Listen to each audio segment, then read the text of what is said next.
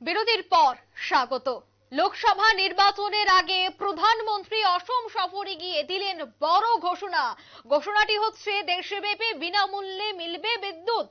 অর্থাৎ অসম সফরে গিয়ে ঠিক এই কথাটি জানিয়েছেন ভারতের প্রধানমন্ত্রী নরেন্দ্র মোদী। বিদ্যুৎ নিয়ে তার সরকার বড় সিদ্ধান্ত নিয়েছে বলেই তিনি জানাচ্ছেন। অর্থাৎ নির্বাচনের আগে বিদ্যুৎ নিয়ে এই সিদ্ধান্ত অত্যন্ত গুরুত্বপূর্ণ, বা লোকসভা নির্বাচনকে সামনে রেখেই এই সিদ্ধান্ত বলে মনে করছেন রাজনৈতিক বিশ্লেষকরা। সেই বিষয় নিয়ে আমি বিস্তারিত জানবো। টেলিফোন লাইনে রয়েছে এক্সিকিউটিভ এডিটর নীল বণিক। নীল, অসম সফরে গেছেন প্রধানমন্ত্রী নরেন্দ্র মোদী এবং সেখান থেকে উনার এই বড় বক্তব্য, উনার এই সিদ্ধান্ত যে দেশব্যাপী বিনামূল্যে বিদ্যুৎ, কি জানা যাচ্ছে? দেখো, তিনি যেটা জানিয়েছেন যে দেশব্যাপী বিনামূল্যে বিদ্যুৎ, অসম সফরে গিয়ে একটি জনসভায় এই কথা জানিয়েছেন প্রধানমন্ত্রী। তার এই বক্তব্যের পরই কিন্তু শোরগোল পড়ে গিয়েছে। এবং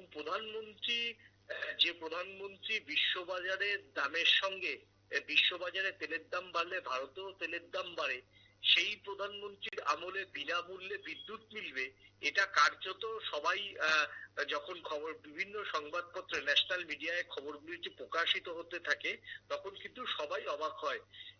বিষয়টা হচ্ছে, প্রধানমন্ত্রী যেটা বলেছেন সেটা হচ্ছে যে আমার সরকার গোটা দেশের বিভিন্ন প্রান্তে, যে প্রান্তে মোদির ক্ষমতায় আসার আগে যেখানে যেখানে ভারতের বিদ্যুৎ পৌঁছায়নি এবং কার্যত বহু রিমোট অঞ্চলে যেখানে বিদ্যুৎ পৌঁছানো কার্যত অসম্ভব ছিল, সেইটাকে মোদির আমলে, অর্থাৎ তার সরকারের আমলে তিনি সফল করেছেন।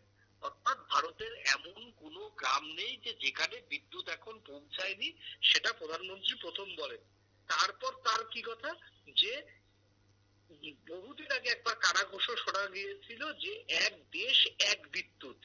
আজকে যদি অসমের বিদ্যুতের দাম একরকম, ত্রিপুরায় বিদ্যুতের দাম একরকম, অরুণাচলে বিদ্যুতের দাম একরকম, এবং পশ্চিমবঙ্গে বিদ্যুতের দাম একরকম, কর্ণাটকে বিদ্যুতের দাম একরকম, বিদ্যুৎ রাজ্যের অধীনে, অর্থাৎ যে রাজ্যে, ত্রিপুরাতে বিদ্যুতের দাম কত হবে সেটা ঠিক করবে ত্রিপুরার সরকার, অসমের বিদ্যুতের দাম কি হবে সেটা ঠিক করবে অসম সরকার। কিন্তু এক দেশ এক বিদ্যুৎ হলে সেন্ট্রাল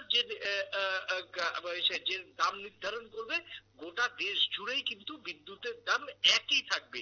এইটা মোদী সরকার এই আইন পাশ করাতে পারে বলে একবার কানাঘুষো উঠেছিল, কিন্তু সেই আইন এখনো পর্যন্ত পাশ হওয়া তো দূরের কথা, মোদী সরকার এই নিয়ে কোনো প্রকাশ্যে বিবৃতি দেয়নি।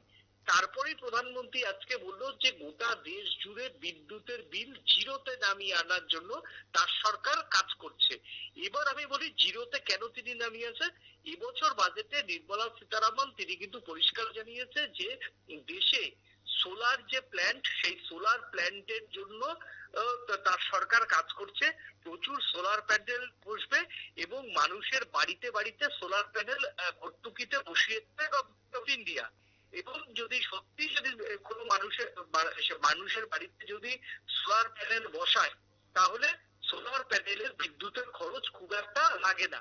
সেই ক্ষেত্রে কি হয়, যে সোলারের যে ব্যাটারি, সোলারের যে আনুষঙ্গিক জিনিসপত্র, তো সেই সমস্ত কিনতে পয়সা লাগে, কিন্তু মাসের শেষে এই যে বিদ্যুতের বিল দিতেই হবে 1 তারিখে, না হলে লাইন ডিসকানেক্ট হবে, এই দুশ্চিন্তা কার্যত থাকবে না বলে প্রধানমন্ত্রী নরেন্দ্র মোদী তিনি বলেছেন।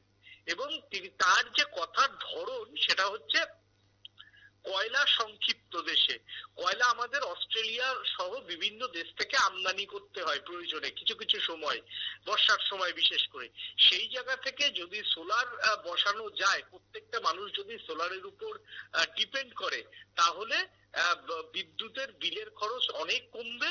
এবং সেই ক্ষেত্রে সোলার যে ইন্ডাস্ট্রি, সেই সোলার ইন্ডাস্ট্রিতে বহু মানুষের কর্মসংস্থান হবে এবং সেই সঙ্গে ভারত আত্মনির্ভর হবে। অর্থাৎ বিদেশের মাটি থেকে যে কয়লা আমদানি করতে হয় তার খরচ কমলে এই টাকাটা রাজকোষে থাকবে, যে রাজকোষ দিয়ে অনেক উন্নয়নমুখী কাজ করা যাবে বলে প্রধানমন্ত্রী আজকে তিনি জানিয়েছেন। এই জন্য তিনি বলেছেন যে বিদ্যুতের ব্যবস্থা জিরো করতে তার সরকার কাজ করছে, সেটা হচ্ছে সোলারকে নিয়ে প্রধানমন্ত্রী এবং নরেন্দ্র মোদীর সরকার এগোচ্ছে, এবং আগামী 5 বছরে যদি তারা ক্ষমতায় আসে সোলারকে প্রত্যেকটা বাড়িতে বাড়িতে প্রবেশ করিয়ে বিদ্যুতের বিল নিচে নামিয়ে আনাই তার সরকারের লক্ষ্য বলে জানিয়েছেন প্রধানমন্ত্রী নরেন্দ্র মোদী। অঙ্কিতা। একদমই। ধন্যবাদ নীল। দেশব্যাপী বিনামূল্যে বিদ্যুৎ মিলবে এই খবর যখন চাউল হতে থাকে তখনই কিন্তু রীতিমতো শোরগোল পড়ে যায় গোটা দেশব্যাপী। তারপর গোটা বিস্তারিত বিষয় কিন্তু তুলে ধরেছে এক্সিকিউটিভ এডিটর, যে কি কারণে তিনি এই কথাটি বললেন, এর মূল কারণ কি বা কিভাবে এই কথাটি প্রধানমন্ত্রী আজ তুলে ধরেছেন, প্রত্যেকটা বিষয় কিন্তু আলোচনা করেছেন এক্সিকিউটিভ এডিটর নীল বণিক। নিয়ে নিচ্ছে ছোট একটি বিজ্ঞাপন বিরতি, সঙ্গে থাকুন।